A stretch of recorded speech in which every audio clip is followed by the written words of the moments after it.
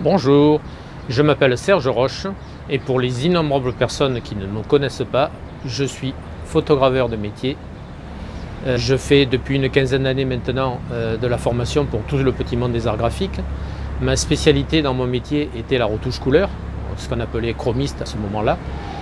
Donc je me suis spécialisé dans tout ce qui est retouche couleur, gestion de l'image en général, calibration, tout ce qui permet d'obtenir des couleurs fiables.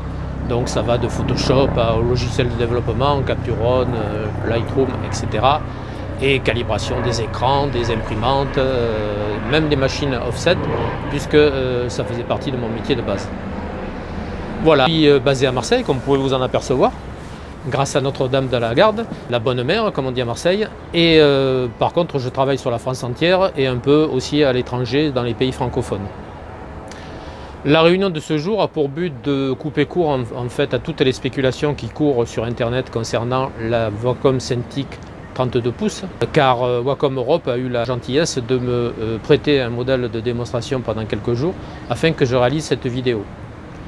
Donc nous allons pouvoir détailler exactement ce matériel en première mondiale, comme on dit. Ce que je voulais vous préciser, c'est que là vous allez voir bien entendu la démonstration de la 32 pouces. Mais étant donné qu'il n'y a aucune différence entre la 32 et la 24 pouces, à quelques détails près que je vous préciserai bien entendu, et surtout la taille, vous allez en même temps voir une démonstration de la 24 pouces.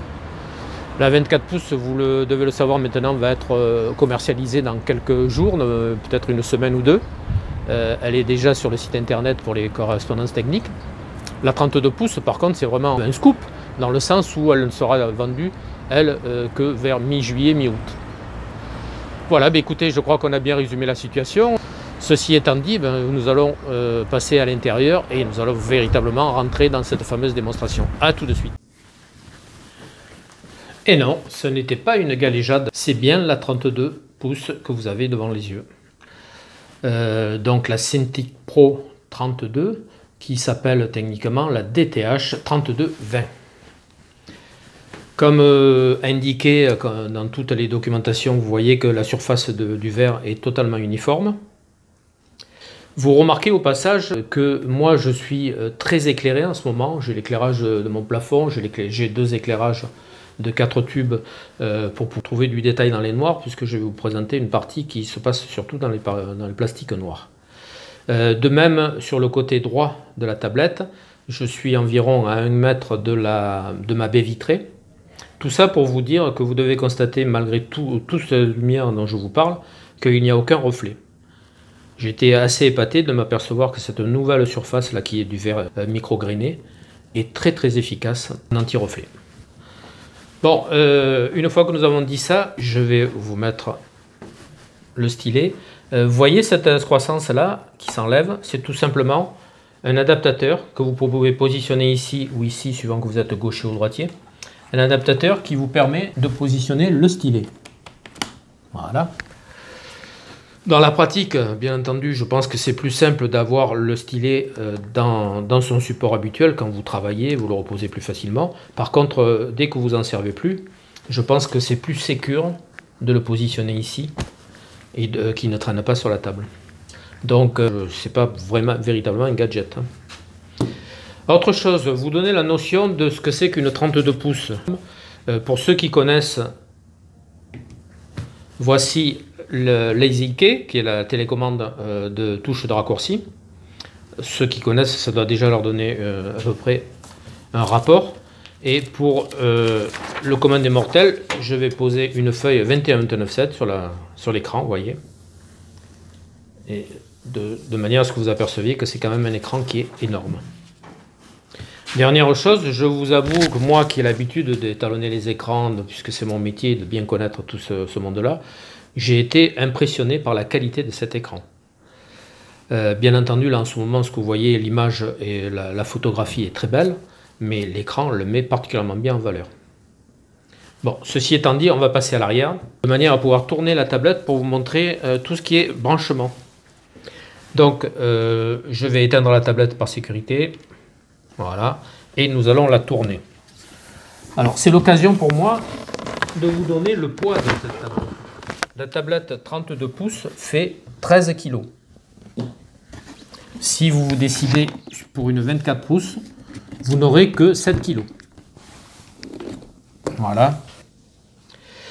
Donc, on en était là. Pour accéder au câble, vous avez un premier cache qui est ici à enlever. Le voici. Et ensuite, vous avez accès à cette trappe qui est là. Voilà, qu'on peut à ce moment-là ôter. Et là, vous avez accès à tout le système de câblage. Je profite de l'occasion, je vais zoomer dans 2 secondes sur la partie câblage de manière à ce que ce soit plus précis pour vous. Je profite de l'occasion pour vous expliquer que vous l'avez constaté ou non, il n'y a pas de possibilité de fixer un bras ergotron ou équivalent. Si vous avez un bras ergotron ou équivalent, encore une fois, hein, si vous avez un bras ergotron et que vous voulez le positionner sur la 32 pouces, vous allez être obligé d'acheter une option que va vous vendre Wacom, qui est une plaque qui se surélève légèrement. On voit d'ailleurs les fixations là certainement de la plaque, qui va se fixer sur la tablette et qui permettra ensuite de se fixer sur l'option, sur la plaque métallique, qui vous permettra de pouvoir manipuler l'écran dans tous les sens. Wacom, toujours en profitant de l'occasion, Wacom va sortir une option, parce qu'ils ont fait un accord avec Ergotron. Ils vont sortir eux-mêmes une option. Vous pourrez acheter un bras Ergotron sous le logo Wacom directement chez Wacom. Autre parenthèse, là, vous en avez déjà entendu parler sur le site Wacom si vous y êtes allé. Il va y avoir possibilité sur cet écran et sur la 24 pouces de positionner un ordinateur. Alors bien entendu, c'est une cassette qui est fabriquée et vendue par Wacom, hein, puisqu'il faut que c'est une forme bien précise, qui va venir se glisser ici. Donc bien entendu, quand vous mettrez cette cassette, elle se servira des ports qui sont présents ici. Donc une option qui vous permet d'avoir une tablette totalement autonome. Je ne crois pas que le critère soit vraiment de pouvoir la déplacer, mais c'est surtout de plus avoir un câble sur votre table. Problème suivant les configurations. Vous avez dû remarquer les pieds. Quand ils sont en position couchée comme ici, vous aurez droit à 5 degrés. Et si vous mettez les pieds en fonctionnement, vous avez 20 degrés. Pour avoir testé la tablette, bien entendu, avant de commencer cette démonstration, je trouve que avec les pieds, moi, elle est à l'inclinaison idéale. Voilà, maintenant, je vais vous quitter 2 secondes. Donc, au niveau des branchements, vous avez, on va tout de suite se débarrasser de ça. Vous voyez que là, vous avez le dongle USB qui vous permet de dialoguer avec la télécommande. Télécommande que tous ceux qui connaissent Wacom doivent déjà connaître. C'est exactement la même que la 27 QHD, si ce n'est qu'elle n'a pas tout à fait la même couleur. Ensuite, vous avez ici un port HDMI. Donc, vous pouvez connecter cet écran, ou la 24 pouces, hein, toujours, directement à HDMI sur votre ordinateur, si votre ordinateur a un HDMI. Attention, pour que ça fonctionne, il faut que vous soyez impérativement en HDMI 2. Les versions antérieures ne seront pas compatibles. Donc, vérifiez que c'est du HDMI 2. Autre chose, bien qu'il est prévu que soit livré le câble HDMI avec la tablette 32 pouces, si des fois vous devez acheter un câble, il faut impérativement que sur ce câble, il soit indiqué Premium Height Speed. Il existe des câbles qui sont uniquement, qui s'appellent Height Speed. Ça ne sera pas suffisant. Il faut que ce soit un Premium Height Speed. Donc, j'espère que cette information vous évitera beaucoup de galères. On continue. Ici, vous avez le port DisplayPort. Wacom va vous fournir un câble DisplayPort classique des 2 côtés. Quand vous avez un Mac, notamment un portable, vous avez besoin d'avoir un mini DisplayPort sur le port du portable. Donc Wacom va vous livrer avec le câble DisplayPort classique un adaptateur DisplayPort vers mini DisplayPort. Il s'avère que moi dans le paquet il n'était pas présent. Je me suis procuré un câble qui est directement câble sans adaptateur, qui est DisplayPort d'un côté, mini DisplayPort de l'autre. Ensuite là vous avez le branchement du câble des données USB. Vous aurez forcément 2 câbles dans les 2 configurations, que vous soyez en HDMI ou en DisplayPort. Pourquoi? C'est que dans le cas du DisplayPort, ce câble fait transiter l'image et le câble USB envoie les données. À une exception près, c'est que si vous avez un ordinateur qui vous permet un port USB-C, j'insiste bien sur le terme C, qui est une des dernières technologies USB.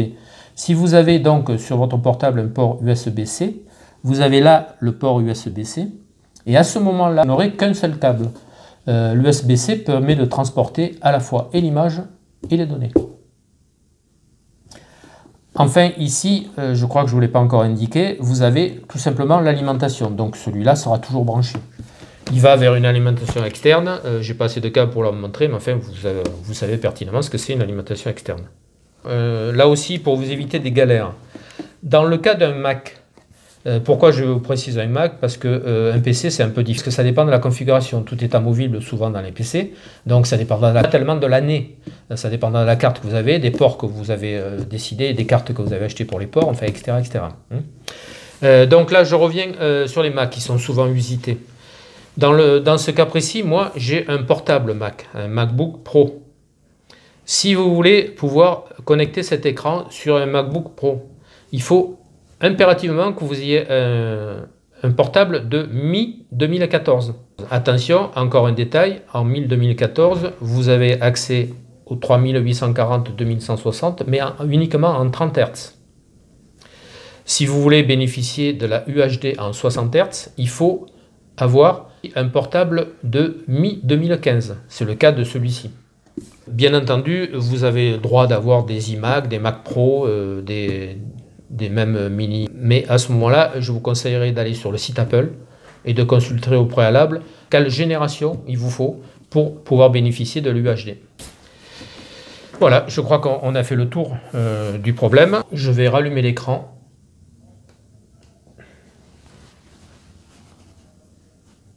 Voilà, vous allez voir qu'en haut à droite va apparaître la définition DisplayPort 3840-2160 en 60 Hz. Donc si vous avez un doute dans votre configuration au moment du branchement de savoir qu'est-ce que vous avez comme définition, vous le voyez au moment du démarrage. C'est uniquement l'écran qui fait 80 cm. Et donc sur la 24 HD, vous aurez 60 cm. Un élément que je crois ne pas vous avoir précisé, je vous ai dit que celle-là s'appelait la DTH, H pour touche 3220, parce que la 32 pouces vous est livrée automatiquement en version touche. Vous n'aurez pas accès à d'autres versions. Par contre, sur la 24 qui s'appelle DTH quand elle est touche ou DTK quand elle n'est pas touche, donc sur la 24, vous aurez accès aux deux technologies. À vous de choisir en rapport de votre investissement pour la prendre sans la version tactile ou avec la version tactile. Voilà, à tout de suite. Bien, nous allons maintenant effeuiller les caractéristiques de ces deux nouvelles tablettes, voir si je peux vous apporter des informations supplémentaires par rapport à celles qui ont été déjà diffusées. Tout d'abord, pour commencer, vous le savez ou non, la gamme Cintiq est composée de 4 modèles maintenant, 13 pouces et la 16 pouces qui était déjà à la vente, et maintenant les fameuses nouvelles 24 et 32 pouces. À savoir que la 16, la 24 et la 32 sont en UHD, ce qui n'est pas le cas de la 13. Voilà, cette parenthèse fermée. Nous allons parler de l'écran. L'écran donc c'est un IPS, signe de qualité. Il fait, comme je vous l'ai répété à plusieurs reprises, 3840-2160, c'est-à-dire qu'il est UHD. Mais je me dois de bien préciser, tout à l'heure j'ai insisté sur les configurations nécessaires pour obtenir la résolution maximale, ce qui était la moindre des choses. Mais il faut savoir que si votre matériel ne peut pas arriver jusqu'à la UHD, toutes sortes de résolutions jusqu'à 640-480 sont acceptées par cette tablette. Donc si vous avez par exemple une définition de 1920, vous pourrez quand même bénéficier de cette tablette, mais vous ne serez pas à ce moment-là en UHD. Pour comparaison, vous vous rappelez certainement de la 24 HD, qui a été très réputée dans notre milieu, elle faisait que 1920 par 1080. Et même la toute dernière diffusée, la 27 QHD, n'était qu'à 2560 par 1440. Donc vous voyez que le progrès quand même est assez important. Bien entendu, ça va vous donner des images qui vont être beaucoup plus fines, où le détail sera beaucoup mieux respecté, puisque les pixels sont minuscules. Bien, une fois qu'on a dit ça, c'est un écran donc qui a un espace de 99% de Adobe RGB. Ça aussi c'est un critère important. Pourquoi? C'est que vous allez pouvoir étalonner votre écran pour toutes sortes de corps de métier. L'espace colorimétrique étant très large, vous allez pouvoir là-dedans venir prendre certaines parties de cet espace pour par exemple le pré-presse ou pour tout autre corps de métier. Donc ça c'était un critère qui était très important. On est sur 10 bits, donc on fournit 1 milliard de couleurs, 1 milliard 0,7 exactement. Là aussi c'est important pour la restitution. L'angle de vision, ça c'est important dans quel cas, par exemple si vous travaillez sur votre tablette, en sorte que le client voit les mêmes images que ceux que vous voyez. Donc l'angle de vision, il est de 176 degrés pour la 24. C'est à l'heure actuelle ce qu'on fait de mieux à 176, 178, ce qu'on fait de mieux comme angle de vision. La 32 fait elle 128 degrés, ce qui est encore, vu la taille de l'écran, très respectable, je dirais. Le contraste, il est de 1000 sur 1. Donc là c'est pareil, le fait d'avoir un contraste important vous permet de savoir que vous allez pouvoir étalonner votre écran de toutes sortes de manières puisque vous avez de la latitude. La luminosité elle est de 380 candela, même critère. La luminosité notamment c'est un critère qui permet aussi de savoir que au fil des années, même si votre écran baisse légèrement, vous avez suffisamment de candela pour vous permettre de continuer à étalonner votre écran. Enfin, la calibration standard, l'écran est comme pratiquement tous les écrans qui sont diffusés à l'heure actuelle, est réglé à 6500 degrés Kelvin. Alors je ne sais pas si vous savez exactement ce que c'est cette valeur. En fait, on parle de degrés Kelvin par rapport à un corps noir chauffé jusqu'au blanc. Donc au fur et à mesure qu'il va monter à température, ce corps va prendre des couleurs différentes jusqu'à arriver dans l'absolu à un blanc pur. Donc il va passer par des rouges, des couleurs oranges, des couleurs jaunes, enfin, etc. jusqu'à ce qu'il arrive au blanc parfait. Donc 6500 degrés, ça correspond tout simplement à ce qu'on appelle du lumière du jour dans les corps de métier des écrans ou même des éclairages. Mais en fait, par exemple pour le pré-presse, nous on emploie du 5000 degrés Kelvin. Donc c'est une température qui est légèrement plus chaude que les 6500 décrits. Et qui est considéré dans notre corps de métier comme étant la lumière du jour à midi par temps clair. Vous imaginez si c'est précis comme critère. Et c'est devenu un standard dans le pré-presse, c'est-à-dire que vous comparez toujours une épreuve contractuelle ou une épreuve d'imprimerie de offset dans cet éclairage-là pour bien parler tous de la même couleur. Toujours pour référence, une ampoule d'éclairage classique faisait 3500 degrés Kelvin. Donc au plus le chiffre est petit, au plus la température de couleur est chaude. Au plus le chiffre devient important, au plus la température de couleur est froide. Donc il est à 6500 degrés, mais étant donné les critères que je vous ai décrits tout à l'heure, on va pouvoir l'étalonner. Par exemple pour le pré-presse, on va pouvoir lui indiquer qu'on veut du 5000 degrés Kelvin, et la latitude que nous permet cet écran va nous permettre d'arriver à ce résultat. Ensuite, le pas de pixels. Le pas de pixels, c'est l'écart qu'il y a entre les 2 pixels. Il est de 0,134 pour la 24 et de 0,182 pour la 32. Dans les deux cas, c'est des valeurs qui sont très respectables. Enfin, la consommation des écrans, ça peut être intéressant. Elle est sur la 24 pouces, vous allez avoir 100 watts en activité, et en veille, ça va tomber à 2 watts. Pour la 32, à l'heure actuelle, on n'a pas encore cette information. Bon, là, je crois que pour l'écran, je vous ai donné pas mal de critères. On va passer au stylet. Vous l'avez sur l'écran là devant vous, c'est le Propen 2. Voilà, donc la nouveauté c'est que maintenant c'est un modèle deuxième génération. Il fait 8192 niveaux de pression. Jusqu'à présent on était à 2048. Donc vous imaginez la subtilité dans la pression que ça va pouvoir vous apporter. Je vous ai dit tout à l'heure, je crois que j'avais été agréablement impressionné par le tracé, par la qualité, la douceur je dirais. Vous verrez pourquoi je parle de douceur tout à l'heure. Par la douceur de ce stylet et de la subtilité, hein, puisqu'on a énormément de niveaux de pression, donc avec de l'habitude, on peut vraiment gérer comme on l'entend. La résolution est toujours de 5080 LPI, c'était identique pour la 27, ça n'a pas bougé. Ce stylet va vous être livré avec 6 pointes standard et 4 plumes. Voilà pour le stylet. La télécommande. La télécommande, donc c'est la Remote Express Key. Télécommande qui est connue de beaucoup de personnes qui manipulent déjà des Wacom. Télécommande sans fil, bien entendu. Il a couru beaucoup de bruit que ça serait une option. Là, je vous confirme qu'elle est incluse dans la 24 et dans la 32. Elle a la possibilité de 17 boutons personnalisables, donc vous pouvez mettre 17 raccourcis spécifiques. Et détail qui est un peu impressionnant, on peut maintenant connecter 5 télécommandes par écran. Donc je vous laisse calculer le nombre de raccourcis clavier que ça peut vous entraîner. Vu le temps qui m'est imparti dans le délai et aussi dans la place sur la vidéo, j'ai décidé de squatter le détail de la remote, tout simplement parce que c'est déjà un produit qui est déjà connu, déjà bien décrit les fonctions dans ma première vidéo concernant la 24 HD, donc vous pourrez toujours éventuellement vous y référer. Et pourquoi pas, on fera une autre vidéo plus tard en détaillant totalement comment calibrer cette télécommande sans fil. Je voudrais garder un peu de temps pour vous montrer une calibration d'écran. On l'a pour l'instant jamais fait. Donc voilà pour l'Express Key. Ensuite, on va passer on va passer à toutes les options qui vous sont possibles si vous aviez la chance de commander une de ces deux tablettes.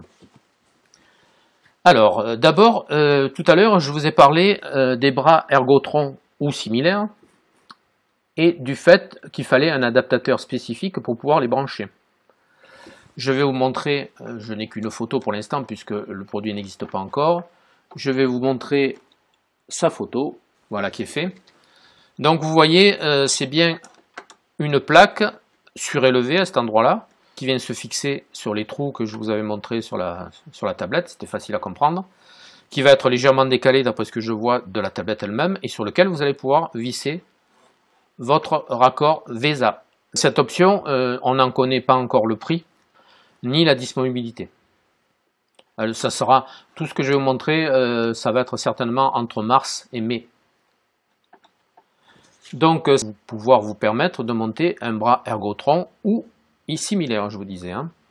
À savoir que Wacom va sortir une nouvelle option qui s'appelle ErgoFlex et qui est tout bêtement un bras Ergotron badgé Wacom. Donc vous pourrez, si vous le désirez, acheter directement l'adaptateur chez Wacom et vous pourrez aussi acheter le bras chez Wacom. Mais bien entendu, quand on parle de Wacom, on parle de l'ErgoScan parce que le fait qu'ils aient mis cette possibilité de connecter un bras n'empêche pas qu'ils ont leur propre modèle qui leur est spécifique, le voilà. L'ErgoScan est connu de tous ceux qui ont manipulé depuis les 24 HD ou les 27 QHD des tablettes Wacom. C'est un bras qui vous permet de vous positionner dans plusieurs positions et même jusqu'à sortir du bureau.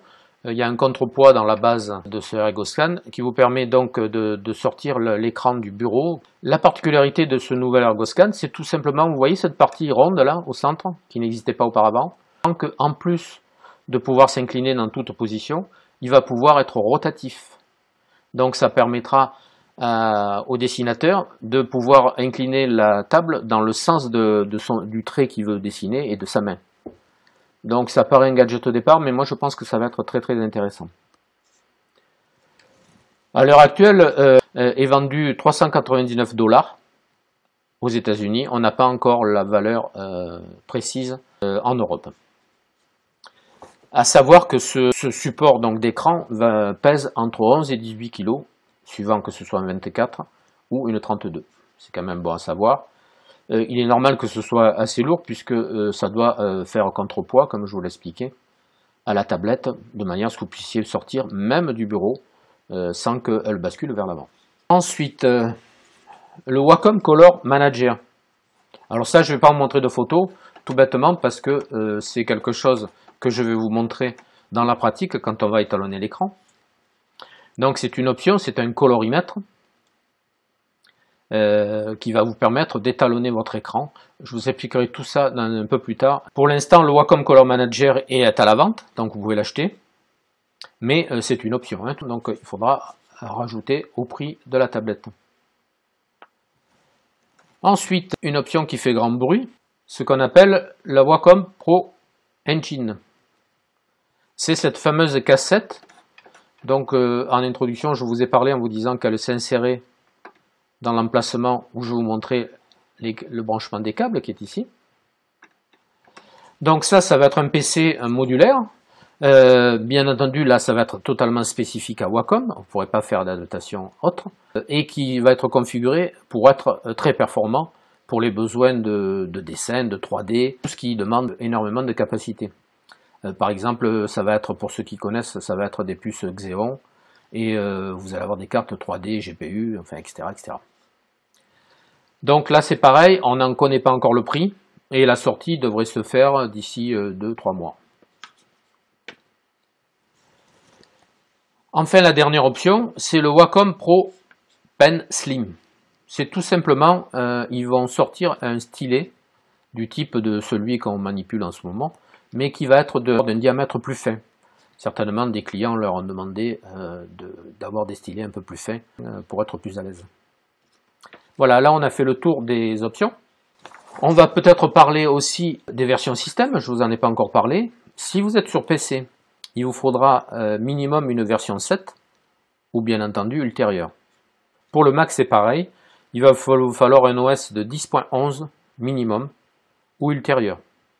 Donc tout ça, ça vous permettra de savoir si ça va pouvoir passer. Et puis pour terminer, on va parler un petit peu gros sous, parce qu'il faut quand même en parler un peu. Les prix. Alors la DTK 2080, qui est le modèle classique sans touche, hein, sans tactile, va coûter 2167,97 €. La DTH 2080, donc quand vous avez H, ça veut dire qu'elle est estampillée touche tactile, 2722,58 €. Et enfin la 32, on n'a pas encore les prix, mais là je vais vous faire ma propre estimation en faisant un ratio, qui n'est pas du tout un engagement de Wacom, hein, que ce soit clair, mais à mon avis, ça va faire un budget d'à peu près 3250 €, je pense. Bien entendu, ce prix sera, j'insiste, à confirmer une fois qu'elle sera à la vente, et que donc vous pourrez voir le prix sur les sites Wacom. Voilà, ben écoutez, je crois qu'on a détaillé un peu tout ce qui nous intéressait dans les caractéristiques. On va maintenant essayer de s'en servir un peu de cette tablette. Bien, comme promis, on va maintenant décrire les 5 fonctions qui se trouvent en haut de l'écran, les 5 touches digitales. La première vous permet de désactiver le tactile ou de l'activer. D'accord ? La deuxième, je ne vais pas vous la faire tout de suite parce qu'elle met un certain temps de calcul.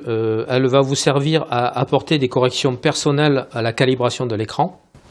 À côté, vous avez le clavier que vous pouvez régler à votre convenance. OK. Ensuite, vous avez les Wacom Desktop Center. Alors c'est là-dedans, d'ailleurs, vous voyez, d'abord, on va commencer par, quand on regarde la colonne mes périphériques, on s'aperçoit qu'on a une télécommande. Ça n'est pas encore chargé, hein, donc je ne peux pas m'en servir. La Cintiq Pro 32, la voilà. Donc quand vous cliquez dessus, vous avez toute une série de paramètres que vous pouvez régler à votre convenance. En dessous, vous avez la documentation, enfin différents éléments qui peuvent vous servir. Alors, ces 2-3 rapidement, je ne vais pas vous les développer puisque je vous ai dit que, en fait, vous allez retrouver exactement les masques que je vous avais décrits dans ma vidéo Cintiq 24 HD. Sur la télécommande, bien entendu, les touches sont plus au même endroit puisque dans le cas de la 24 HD, c'était intégré dans le bâti de la tablette. Là, c'est une télécommande amovible, aimantée, hein. Mais vous retrouverez exactement les mêmes fonctions à calibrer. Donc là, c'est les paramètres pour la partie touche, comment vous voulez qu'elle fonctionne. Là, vous avez les paramètres du stylet, pour régler le stylet, pour régler la gomme, le calibrage qui vous permet d'aligner parfaitement votre stylet avec la croix que vous avez en dessous. Donc vous voyez là que vous pourrez régler la sensibilité du stylet. Enfin, tout ça, vous allez le trouver en détail dans ma vidéo de la 24 HD. L'étalonnage du stylet, on en a parlé, les paramétrages de commande, les paramètres écran. Donc il demande de patienter quelques instants. Ah ben voilà. Hein, qui sont ces fameuses touches que je ne voulais pas vous présenter tout de suite, qui permettent de corriger le réglage de votre écran, le réglage couleur. Vous pourrez rentrer dans différents paramètres comme l'espace de couleur dont on a parlé, comme la température de couleur dont on a parlé, enfin, etc., etc. Donc voilà, je vais arrêter là pour le Wacom Desktop Center puisque tout ça, ça a déjà été décrit largement. Encore une fois dans la vidéo 24 HD1. Et que moi j'ai besoin de temps pour vous montrer d'autres, surtout les nouveautés de cet appareil. Et enfin le dernier, il vous permet de faire une recherche du port d'entrée dans le cas où vous auriez un problème avec la connexion, on s'entend. Voilà, je suis rentré dans Photoshop parce que je pense que on ne peut pas faire l'économie, quand on fait une démonstration de tablette graphique, on ne peut pas faire l'économie de passer par Photoshop. Bon, regardez, on va régler un peu la taille.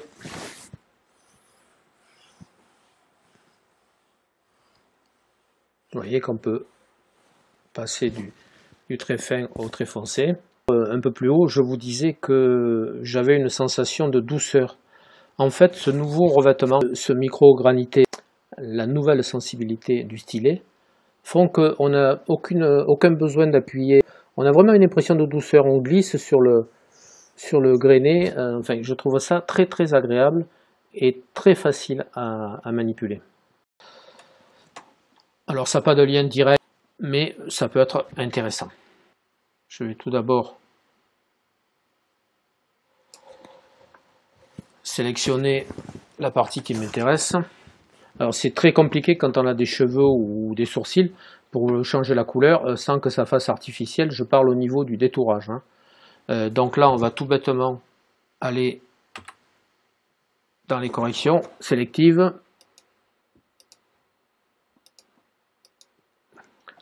On va aller choisir les noirs puisque c'est une couleur qui est assez foncée. Et on va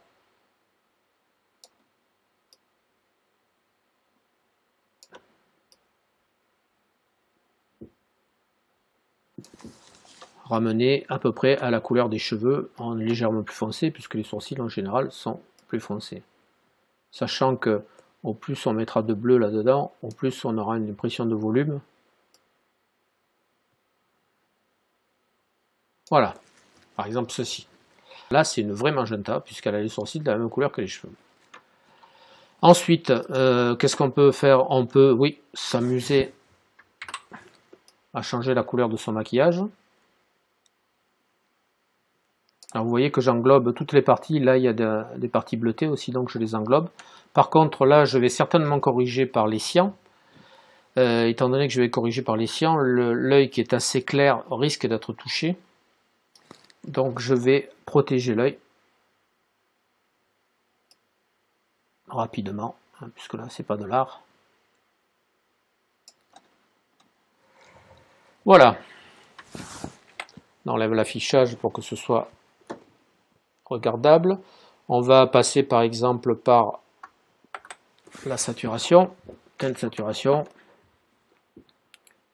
On va lui dire qu'on veut changer les cyans.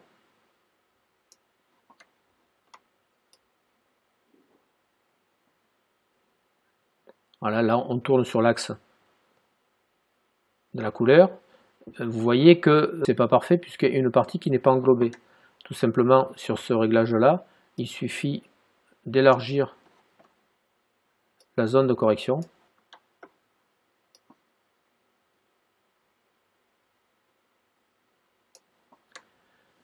Voilà. Un petit peu de saturation peut-être. Voilà. Elle est prête à sortir. Enfin, toujours dans la même série. Eh bien, tiens, pourquoi pas, on va corriger l'œil lui-même.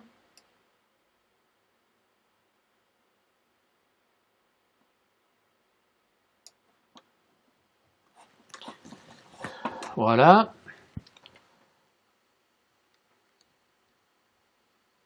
On va le faire par la saturation également.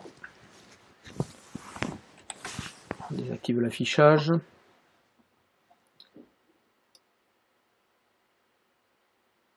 voyez, j'aurais dû protéger un petit peu plus le blanc de l'œil, mais c'est pas très important puisque là c'est pour les besoins de la démonstration. Vous voyez que si je tourne sur l'axe de la teinte, je vais partir vers toutes sortes de couleurs.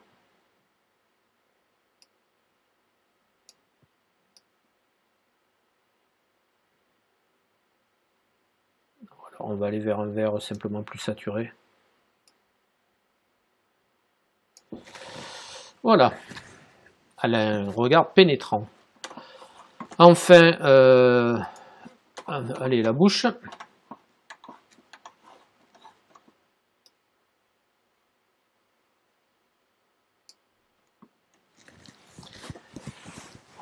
La bouche, elle, on va vouloir revenir vers une couleur plus habituelle, j'allais dire plus naturelle, plus habituelle. On va faire ça par, oui, pourquoi pas, les saturations aussi.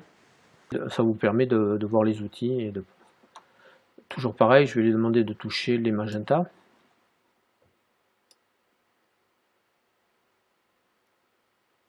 Voilà.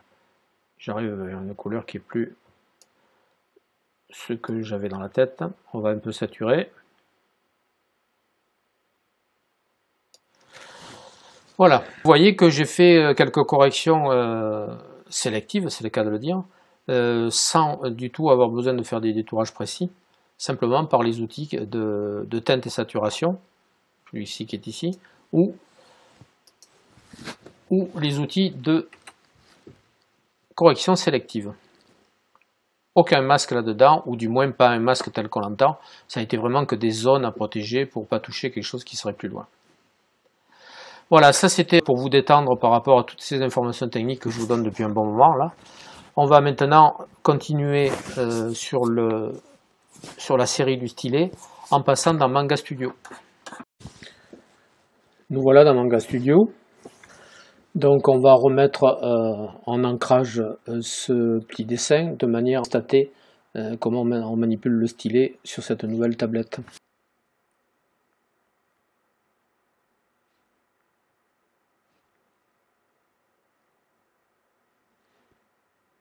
On commence à voir les pleins et les déliés.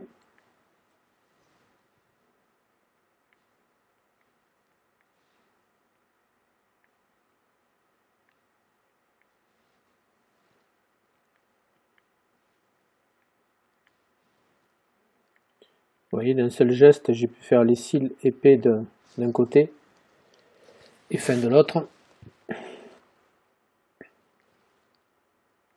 Bon, là, je vais un peu vite, hein, comme d'habitude. J'aurais aimé filmer avec le smartphone de manière à ce que vous voyez mes mains, mais malheureusement, là, j'avais pas le pied nécessaire pour être assez haut pour que mon corps ne cache pas le dessin. Alors tout à l'heure je vous parlais de cette sensation de douceur, je la confirme. On n'a pas besoin d'appuyer, vraiment on travaille en toute sérénité. J'ai vu sur internet quelques commentaires qui disaient que ça n'allait pas faire grand chose de passer à 8000 niveaux de pression. Je m'inscris en faux, hein. C'est beaucoup plus précis que ceux qu'on avait auparavant.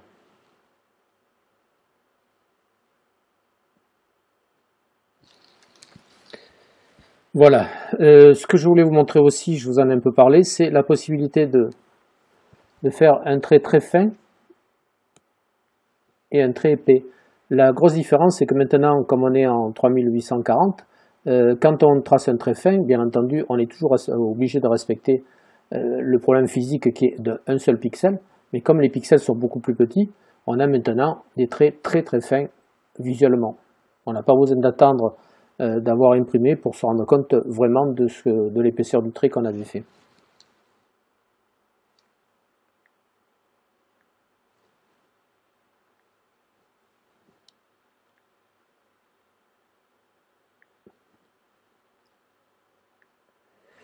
Vous devez constituer une petite latence, elle n'est pas due du tout à la tablette, mais au fait que je suis en train de filmer avec Quick Player et que celui-ci me ralentit. Si j'enlève le Quick Player, je retrouve une totale instantanéité. Bien entendu, je ne peux pas vous le montrer parce qu'à ce moment-là, si je coupe le Quick Player, vous ne verrez absolument plus rien.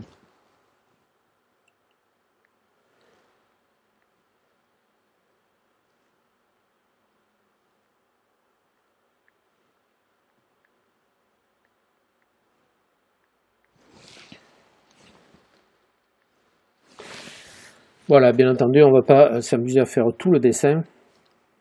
On a d'autres choses à voir importantes. On va s'arrêter au tronc.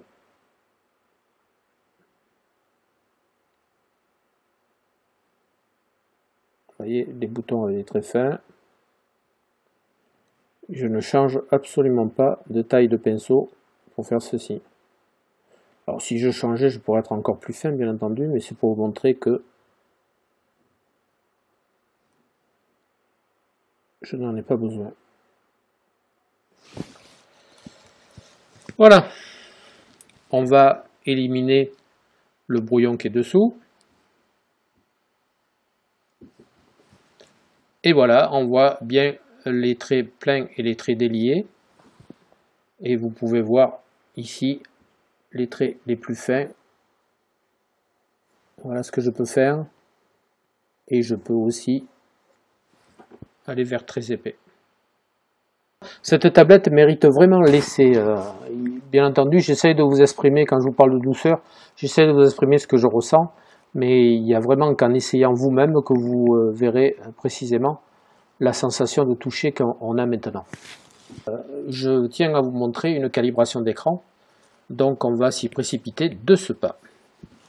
Je profite que je vous montre le résultat final pour vous indiquer que j'ai omis de vous préciser que sur la tablette vous avez 4 ports USB-A, ports que vous trouvez sur les côtés en haut et qui donc vous permettent de considérer la tablette comme un véritable hub. Donc voilà le résultat final. Vous pouvez bien vous rendre compte des pleins et des déliés.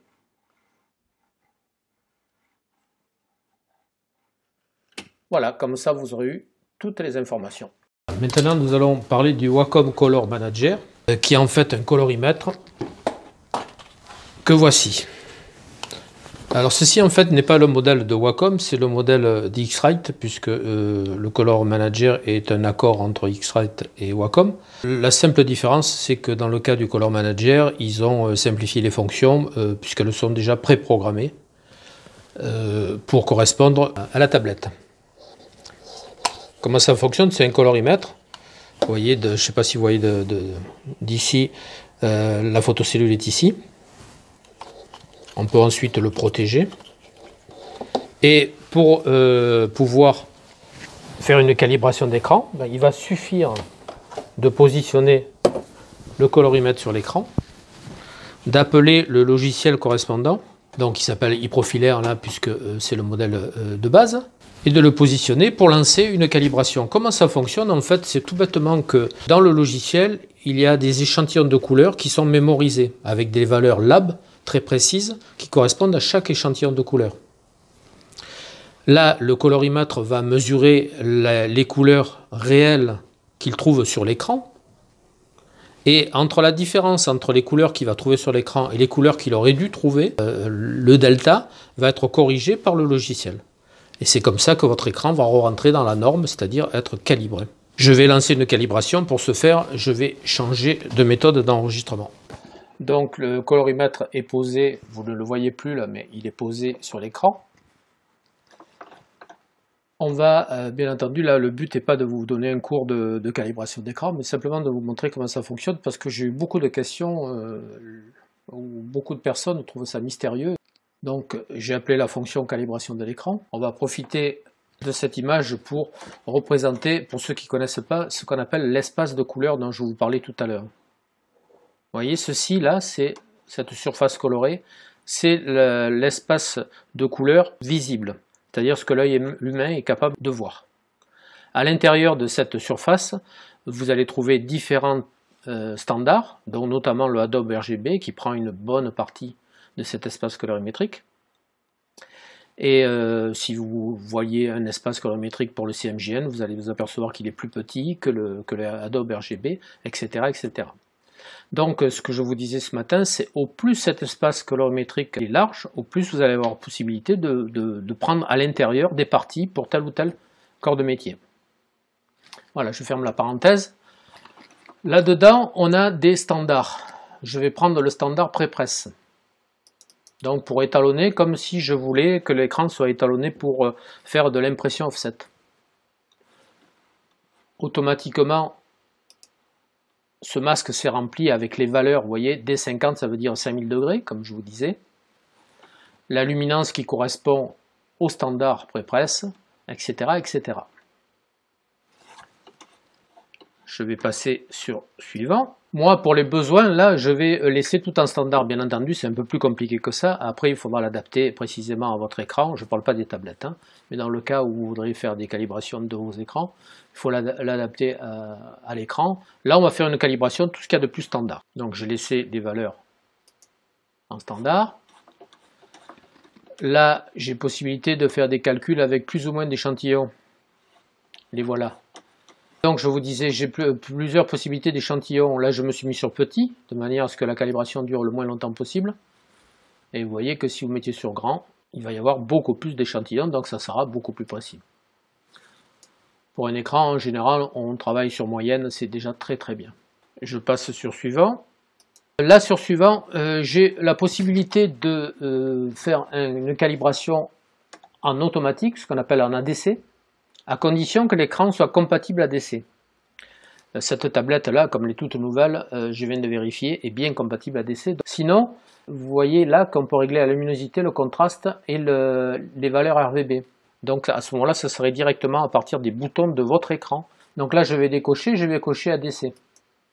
On va faire ce qu'il y a de plus simple possible, puisque l'écran est compatible, et c'est lui qui va gérer la luminosité, les couleurs, le contraste, en automatique.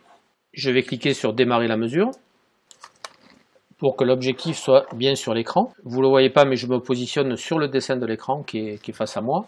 Les contrastes RGB et luminosité sont décochés puisqu'on va le lancer en ADC, c'est-à-dire en automatique. Et je clique sur suivant. Là, il est en train de vérifier que l'écran est bien en ADC. Il vient de trouver qu'il est bien compatible. Et il lance sa mesure. Vous devez voir un rouge très sombre, un rouge plus clair.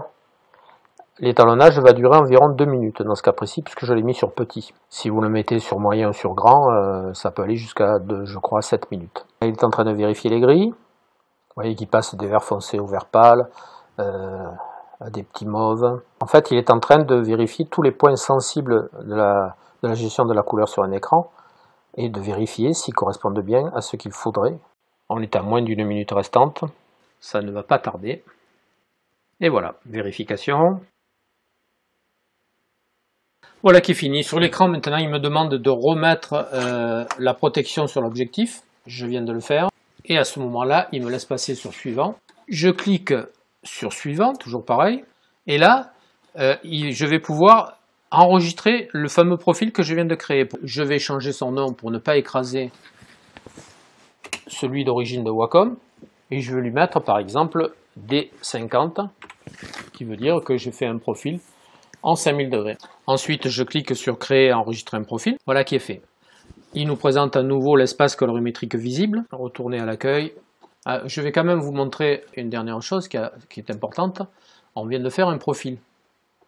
Donc, si vous allez dans les préférences du système, donc sur un PC, ce sera un endroit différent, mais le résultat sera identique. Hein. Vous allez dans les préférences système, dans moniteur, dans couleur, vous voyez qu'il y a le profil qui m'a été livré par Wacom, mais que maintenant, il y a le profil que je viens de créer. Vous remarquez qu'il est surligné, ce qui veut dire que maintenant, c'est lui qui est actif. Donc, quand vous avez enregistré, il a directement enregistré au bon endroit dans le système, et vous l'a mis en activité d'office. Nous, comme on ne veut pas rester sur ce calage-là, je vais retourner sur la calibration de base de Wacom. Vous avez vu l'écran changer. Voilà, une chose de faite. Cette démonstration se termine. J'espère que vous avez été très intéressés de découvrir en avant-première cette Cintiq Pro 32 pouces.